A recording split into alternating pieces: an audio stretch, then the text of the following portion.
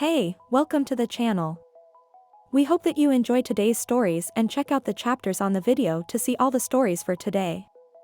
But before we get into this video, subscribe to the channel and hit that bell icon to get notified when we release a new video. So let's get into the video. Outdoorsmen of Reddit, what is the most terrifying experience you've encountered in the woods? Experience 1. Walking in the pitch black out to a deer stand. So dark you couldn't see your hand in front of your face. Heard something circling around me, something large, it was trotting along. No big deal, figured it was a deer. Then it stopped and let out the most bone-chilling howl I have ever heard. So loud it was like it was inside of me. A few wolves howled back in the distance, and it ran off. Needed new underwear.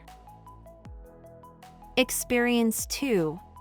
I was backwoods camping in Canada with my ex. Deep forest. We'd been out there a day or two and hadn't seen anyone. That evening we were in the tent playing cards and heard something in the bushes, making a giant racket. It was getting steadily closer. It got to the area we were in and stopped. We debated what to do but finally opened the tent, both completely freaked out, and found chickens. 3 chickens, en route home to an organic farm we didn't know was nearby. Experience 3.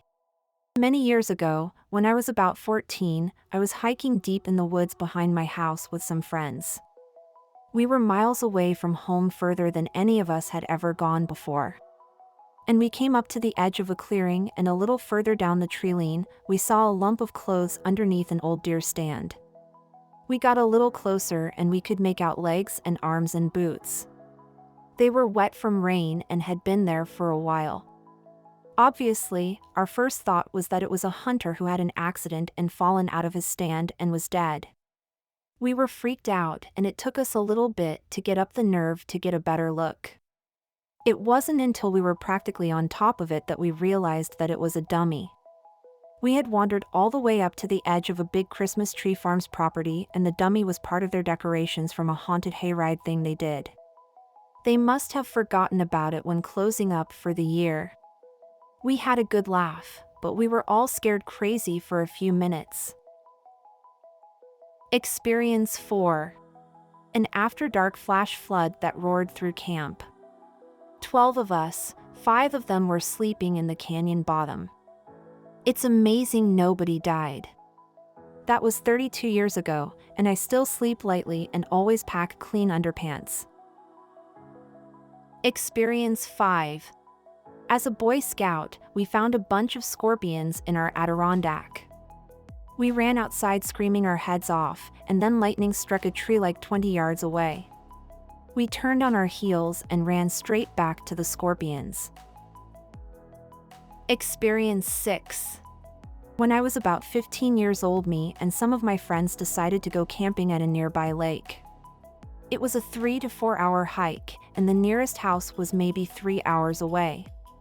We brought some homemade wine and drank the whole night and ate poorly grilled hot dogs. Life was good. We all shared the tent, so it was crowded as heck in the tent, but we all fell asleep around 2 a.m. At 4 I wake up because I can feel someone running their hand down my forearm. Not that unlikely that someone brushes up against me since there wasn't any space to move around in the crowded tent. But this is the arm that is facing the tent. So, someone touched me from the outside of the tent. I sit up and get instantly horrified to see that all my friends are sound asleep in the tent with me. I put on my deepest voice and shout, "Whoever the heck you are, you need to leave." And a manly low voice answers me. You should pack up your stuff and leave, not threatening or aggressive. Just calmly and in a dead kind of way. By now all my friends are awake and are just looking at me.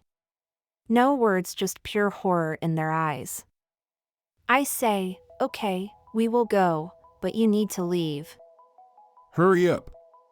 When we get out of the tent, this man, who is freaking huge by the way, has taken the little rowboat that was laying at the bank and gotten into it and is just sitting in the middle of the lake and watching us pack up our stuff and trying to get the heck away ASAP. We had to walk around the lake on our way back and he was just sitting there watching us. We never went back. Edit with some context. This was 17 years ago in a rural Scandinavian country. We have a free-to-roam law, so we were not trespassing. We knew our way around the small town we grew up. Everybody knows everybody. There have been no people missing and or found dead. Never.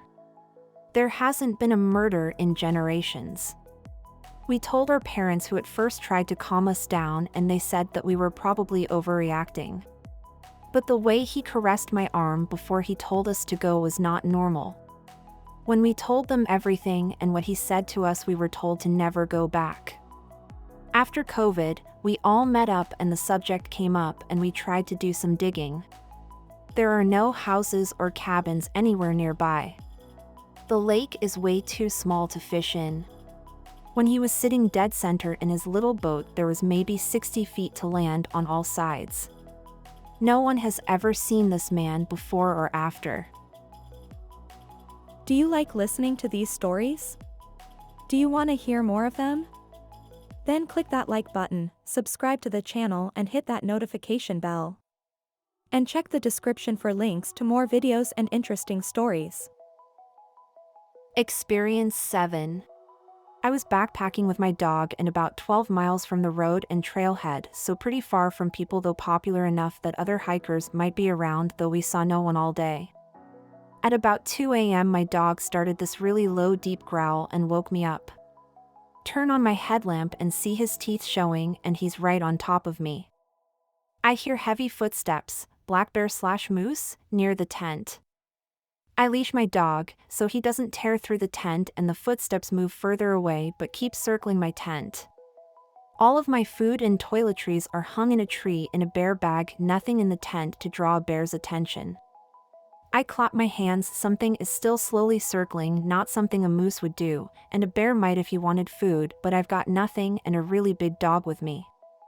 I decide to step out of the tent with the leash in one hand and bear spray in the other, yelling, "Hey bear." The footsteps stop, the dog's nose is in the air telling me to look right, but nothing in my headlamp that I can see. Didn't hear anything run off, but it was quiet. I give it 5 minutes or so, get back in the tent, and it starts up again, slowly circling maybe 50 feet from me. Maybe an hour later, I hear the footsteps wander off into the woods. At dawn, I take the dog and the bear spray and start looking for tracks. I find a clear path in the leaves that had been trampled, but no tracks. The dog's nose is on the ground, and I follow his lead and he follows the loop around our campsite. We finally see a few human footprints, not shoe tracks, a regular size, not Bigfoot, bare human foot. Plus, yup, a human turd and toilet paper. Some a-hole was wandering around the middle of nowhere, near the tent and circling my tent for an hour or more and left a dump for me to find. ETA to reply to common questions. /themes in the comment reply. 1. Hiking and backpacking are incredibly safe. I've been doing this for decades, and this is the only weird experience I've ever had. The hiking community is incredibly friendly. The trails have become more crowded since COVID, and you're definitely seeing more people on trails, and less trail courtesy, litter, leaving dog poop bags, pooping too close to the trail and not burying your poop. Also, I was very far away from civilization. Bad guys don't hike 12 miles to do harm, and I'm pretty sure they don't carry toilet paper. The only incident that I know of was of an emotionally disturbed person impaled 2 hikers with a knife in an Adirondack shelter somewhere in the southern part of the Appalachian Trail 5 or 6 years ago. I've hiked thousands of miles without a single dangerous human interaction. 2. I don't hike with a gun. They are too much weight to add for me on long multi-day hikes. I'm hiking in the Northeast. The biggest predator to fear are black bears, coyotes, and bobcats. All of those are afraid of humans, especially this far from civilization. If I were an MT lion, grizzly of wolf territory, I would carry a gun. Moose are scary and huge, and are not afraid of anything, especially in the fall rut period when testosterone kicks in.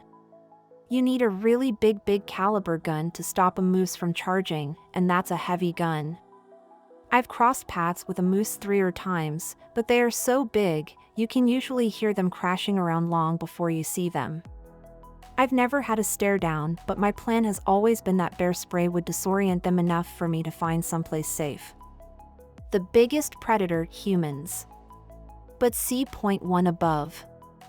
3. What do I think happened? Much as I'd love to say it was a young Sasquatch, a skinwalker, or a Wendigo, I'm guessing it was a disoriented backpacker that left their tent to crap and got confused. I was hiking a somewhat popular long loop trail, and I believe someone was probably hiking the opposite way and stopped somewhere on the trail ahead of me. I was backwoods camping, not at a campground. Regulations are that you need to be 200 feet off the trail and into the woods to set up a camp. So, they could have been a quarter mile ahead on the trail and I wouldn't have known unless they were noisy or smelly enough for my dog to let me know.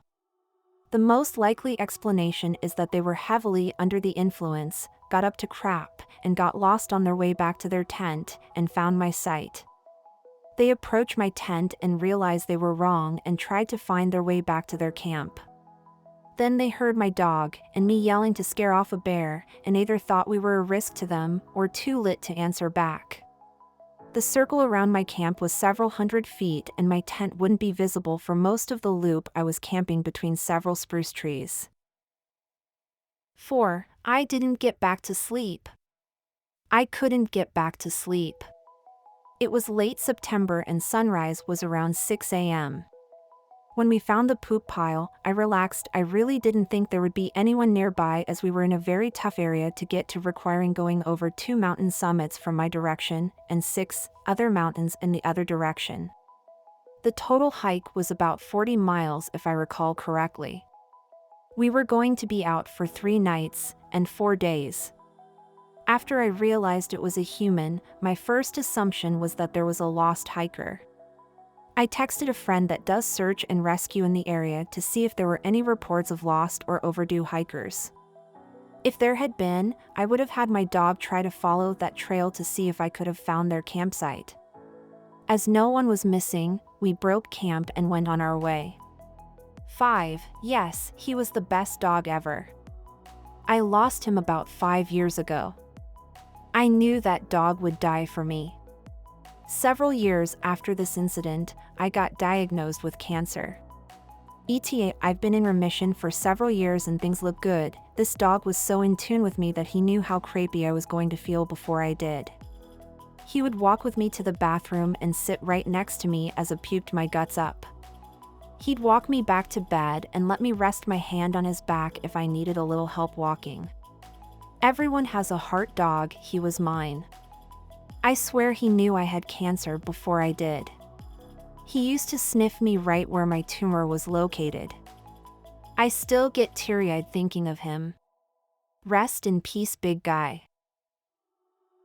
Experience 8. A few years ago, a teenager on the next road went missing. They said he was autistic and ran away from home on foot. We're in a very rural area. They had cops and people walking in the woods for a couple of weeks looking for the kid, never found him. The following summer, I found a jacket, some empty Pepsi cans, a knife, and a lighter at the base of a tree in the woods on our property. They came and looked again but didn't find anything else. It was confirmed to be his jacket. Experience 9. I work in the bush and sometimes spend months out there. Most terrifying was seeing a bear start to circle me right as the helicopter pilot radioed me to say he couldn't get to my location because of the weather. Luckily, I had a shotgun with me, and eventually, the pilot got down to me, but yeah, sitting there in the sleet while watching that grizzly slowly and sneakily try to cut around my position in the fading light was absolutely terrifying. The whole time I was trying to come up with possible ways to keep from being outflanked and to keep visual contact with it in case I had to shoot it. This was in the late fall, so the bear probably hadn't put on enough fat for the year and was looking to supplement it. Spooky stuff. Experience 10. I was wild camping and testing out my new hammock. I usually take my dog with me, but as it was a new hammock, I thought I'd go solo. I set up just before it got dark. I couldn't get comfortable in it for the life of me, so I get on the ground, so nothing to eat me. Stupid o'clock in the morning and my dog was sniffing my ear. I thought, WTF is he trying to do? It's way too early. I remember my dog is at home and bolted upright. Turn on a torch and see the back end of a small badger running away, must have been young. In the morning I see all the signs of a badger run that I was right in the middle of, no idea how I didn't notice it before. We hope you enjoyed listening to today's stories. If you want to see more stories, check out these videos or check the links in the description for more videos.